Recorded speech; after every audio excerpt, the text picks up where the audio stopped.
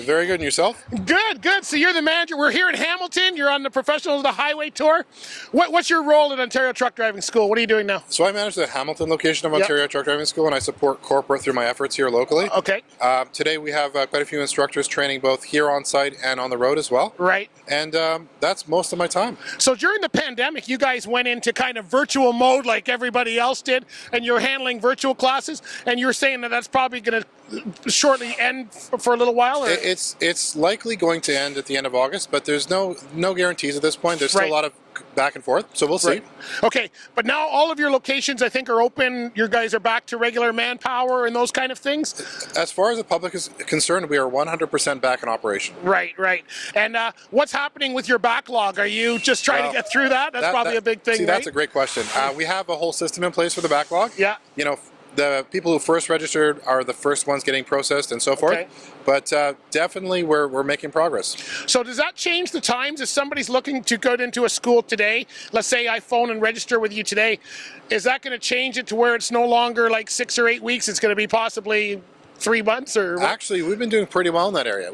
So 6 or 8 weeks is still a possibility, absolutely. Yeah. Oh, okay. Yeah, so we're doing reasonably well there. Right, because people are now going to get excited and go, a lot of people lost their jobs during the pandemic, and now they'd be looking at, so what would you tell them about getting into this kind of line of work as far as a career? Because a lot of people are looking right now. You know, it's a great question. We've had people like pilots, people from the professions, office workers come here and say that, you know, their work is either slashed in half, reduced severely, or just non-existent, and they want to change a career. And so people you wouldn't normally expect have been coming into this vocation and training with our location here in Hamilton. Right.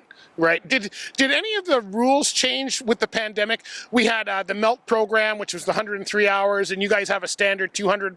Is there anything changed or added since the pandemic that now, there were discussions about hours of operations for people who are already in the industry. In regards to the training itself, other than the permission to operate through distance education for the theory classroom, it's generally the same.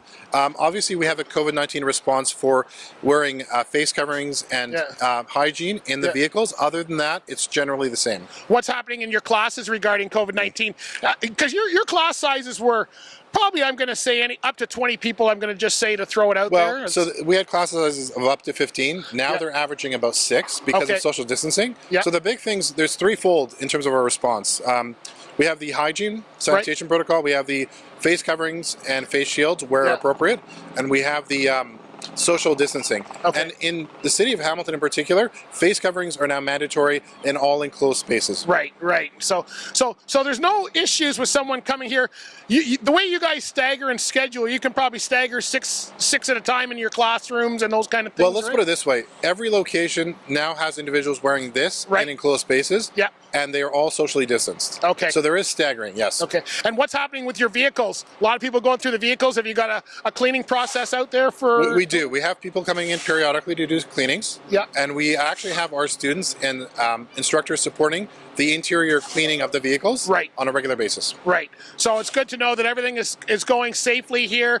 Did you have to install anything like plastic in between the, I don't know, I know some people were talking about that stuff. I'm not sure what happened. We actually felt that was unsafe. Yeah. Because if there's any accident on the road, that plastic could impale individuals. Yeah, you can't grab the steering wheel if you have plastics there, right? Exactly. So, well, that's good. Well, that's good. Well, so you're doing. So one of the things. How long have you been in transportation? What's your? I know you come from a family of the background. So I mean, actively supporting the business since about 2010. Yeah. And then actively on site in Hamilton since about middle of 2018. Okay. And what would you like to tell people who are maybe not in the industry, but because we all became heroes in the pandemic? One of the things I'm trying to do is keep that going because it's nice for us to finally be recognized that way. What would you like to tell people who are not used to being in the industry about the industry, especially during the pandemic? So you know, during this period and even after this period, this is a serious vocation, and this is a long-term commitment. Yeah. But it's a valuable one. It pays dividends in terms of lifestyle, in terms of, you know, financial rewards and so forth. And you can have a family and be a transportation worker. Right. This is not strictly 100 hours a week. No. I'm getting some people coming to me and saying, you know, Abraham, I don't want to work 80 hours a week. Yeah. That's not the case here. Right.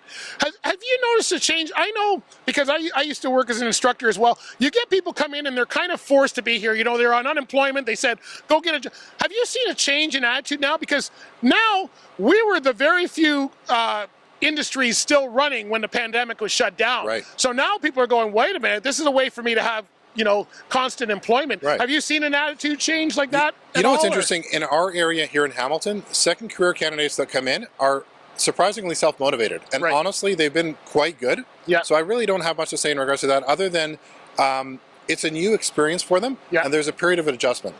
What do you look for when someone comes in to talk to you and says, I want to get in trouble? Is there a trait that you look for to say you're going to be good at this, or maybe this isn't a fit for you? Or I just lay out the cards as to what the industry provides and, the realities, and I let them decide. I never impose a judgment on them. Okay, good. So we're not trying to just get people in to get money through the door. We want proper candidates that have the right attitude and really want a professional career. That's almost 100% my summary right there. Oh, good. I just took it from you. You don't mind that. Thank you very much, Abraham. And people go to otds.com to find out all the information. That's got all your locations, all your courses, that kind of stuff. Yes, sir. Anything going on new with heavy equipment since COVID? Has that changed at all? So major locations of operation for heavy equipment are London, Ontario, and Niagara Falls. Okay. And they can register anywhere, but they may have to go to those locations if they're in that program? Yes, sir. Awesome. Thank you, buddy. Appreciate it.